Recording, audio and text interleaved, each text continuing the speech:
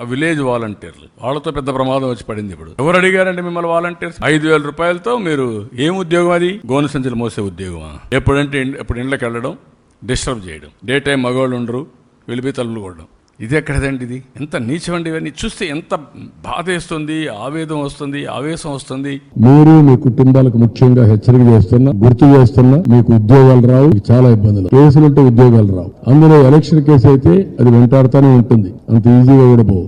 మేము కూడా రేపు రాబోయే రోజుల్లో 10 చెప్పిన తర్వాత కూడా మీరు వినకపోతే మిమ్మల్ని కూడా మేము కూడా కాపాడే పరిస్థితిలో ఉంటాం. ఆ విషయం అందరూ గుర్తుపెట్టుకోవాలి. ఆల్ వాలంటీర్స్ ని వైసీపీ వాలంటీర్స్ టీమ్ ని పెట్టారు. ప్రతి ఊర్లో, ప్రతి గ్రామంలో ఎవరు మనిషి, ఏ కుటుంబంలో ఎంతమంది ఉంటారు, ఏ కుటుంబంలో ఆడపిల్లలు, అక్కడ ఏమేమి ఉన్నాయి, వాళ్ళు ఎవరైనా అబ్బాయిలను ప్రేమిస్తున్నారా, వాళ్ళలో వితంతువులు ఉన్నారా, ఇట్లా ట్రాప్ చేసి హ్యూమన్ ట్రాఫికింగ్ జరుగుతా ఉంది వీళ్ళ ఇన్ఫర్మేషన్ వల్ల. మీ ఉద్యోగాలు తీసేయం, వాలంటీర్ వ్యవస్థ కొనసాగిస్తామని మరొక్కసారి మీ అందరికీ హామీ ఇస్తున్నా. 5,000 కాదు, మీకు రాబోయే రోజుల్లో 10,000 రూపాయలు పారితోషికం ఇచ్చే బాధ్యత మాది.